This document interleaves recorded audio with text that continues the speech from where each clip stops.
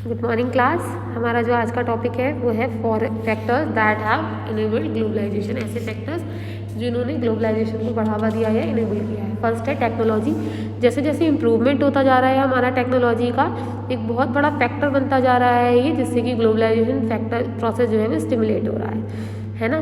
पिछले 50 सालों में हमारे यहाँ बहुत सारे इम्प्रूवमेंट्स हुए ट्रांसपोर्टेशन टेक्नोलॉजी में, और इससे क्या है, फास्ट डिलीवरी हो रही है गुड्स एंड सर्विसेज की। बहुत ज़्यादा दूरी पर भी कम पैसों पे आप जो है आराम से गुड्स एंड सर्विसेज डिलीवर कर सकते हैं, है ना। जैसे कि देखो यहाँ दिखा रहा है कंटेनर और transport of goods are placed in container that can be loaded intact onto ships, railways, planes and trucks. Containers have led to huge reduction in port handling costs and increase the speed which exports can reach market. Similarly, the cost of air transport has fallen. This has enabled much greater volumes of goods being transported by airlines.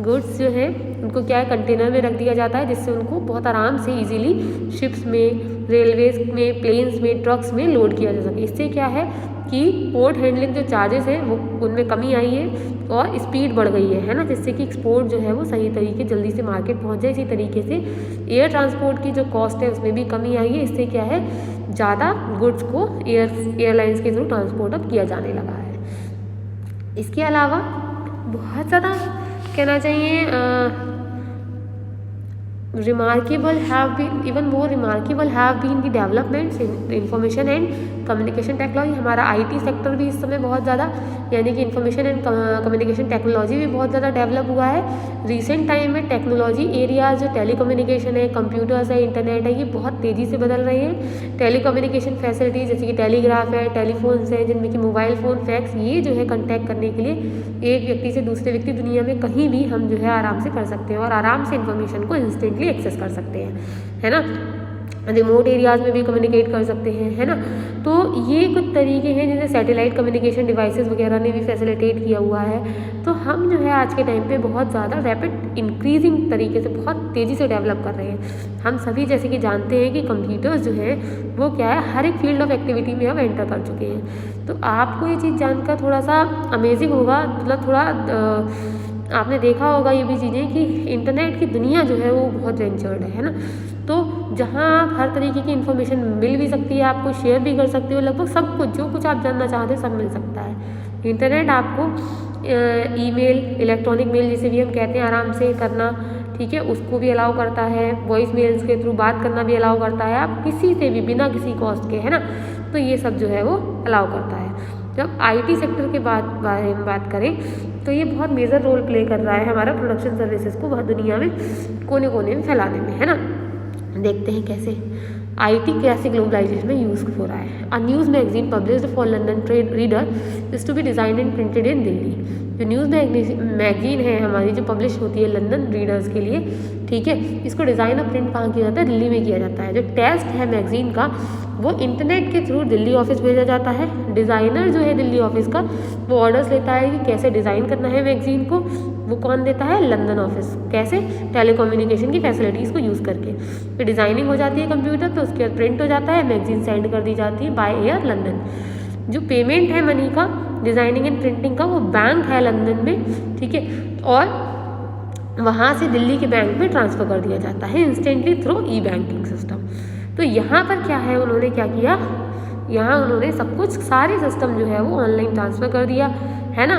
तो यानी कि यहाँ पर क्या है कि एक magazine जो थी वो लंदन के लोगों के लिए छपती है, लेकिन उसको छापते कहाँ है, दिल्ली में। कैसे, उन्होंने कंटेंट सारा भेज दिया ईमेल के थ्रू, समझा दिया उन्होंने टेलीफोन के थ्रू, ठीक, सब कुछ छप गया, बन गया। फिर उन्होंने छाप के उसको क्या किया, प्रिंट किया, प्रिंट करके उन्होंने बाय एयर उसको लंदन भेज दिया। जो पैसे थे वो उन्होंने ई-बैंकिंग के थ्रू ट्रांसफ़र कर दिए। तो इस तरीके से जो है वो IT जो है ग्लोबलाइजेशन में बहुत ज़्यादा यूज़फुल होता चला जा रहा है ना। तो देखो इसके लिए भी आपको कुछ नीचे एक्टिविटीज़ दी हुई है ना। तो ये एक्टिविटीज़ करनी है। फिर अगला देखते हैं इसके आगे का कि लिबरलाइजेशन फॉरेन ट्रेड का, liberalisation of foreign trade and foreign investment policies. तो अब यहाँ क्या है, इंपोर्ट ऑफ चाइनीज़ टॉयज़ के एग्जाम्पल पे रिटर्न हो रहे हैं। मान लीजिए इंडियन गवर्नमेंट क्या करे, टैक्स डाल दे इंपोर्ट ऑफ टॉयज़ पे, तो क्या होगा, तो जो लोग इंपोर्ट कर रहे हैं टॉयज़, इंपोर्ट करना चाहते हैं, उनको टैक्स देना पड़ेगा। टैक्स के कारण बायर जो है उनको ज़्यादा प्राइस देने होंगे इंपोर्टेड टॉयज़ पे। चाइनीज़ टॉयज़ जो हैं वो ज़्यादा चीप नहीं रह जाएंगे इंडियन मार्केट में, और इंपोर्ट चाइना का ऑटोमेटिकली कम हो जाएगा। इंडियन टॉय मेकर जो है वो प्रॉस्पर करेंगे। अगर इंपोर्ट का टैक्स जो है, ये एक एग्जांपल है ट्रेड बैरियर का, तो इसको हम कहते हैं बैरियर, क्योंकि कुछ रेस्ट्रिक्शन सेट की जाती हैं गवर्नमेंट के द्वारा, ताकि जो है ट्रेड बैरियर्स की तरह, ताकि जो है इंक्रीज या डिक्रीज कर सके फॉरेन ट्रेड को, और डिसाइड कर सके कि किस प्रकार की गुड्स और कितनी गुड्स जो है कंट्री में आनी चाहिए या आए, है ना। तो जो इंडियन गवर्नमेंट है वो इंडिपेंडेंस के बाद उसने कुछ बैरियर्स पुट किए फॉरेन ट्रेड पे, फॉरेन इन्वेस्टमेंट पे, जो उसको ज़रूरी लगे हैं, ताकि जो हमारे कंट्री के प्रोड्यूसर्स हैं उनको फॉरेन कंपटीशन से वो प्रोटेक्ट कर सकें। जो इंडस्ट्रीज़ आई हैं हमारी 1950s में, 1960s में, वो कंपटीशन जो इंपोर्ट से आया है वो जो है अलाउ नहीं किया जा रहा है इन इंडस्ट्रीज़ में। तो इंडिया जो है अलाउ कर रही है इंपोर्ट्स को, ठीक है, केवल इसेंशियल आइटम जैसे कि मशीन है, फर्टिलाइजर्स हैं, पेट्रोलियम वगैरह हैं, है ना। तो जितनी भी डेवलप्ड कंट्रीज़ हैं जिनमें कि अर्ली डेज में डेवलपमेंट हो रहा था, ठीक है, तो उन्होंने प्रोटेक्शन दिया था अपने डोमेस्टिक प्रोड्यूसर को बहुत सारे तरीक़ों से।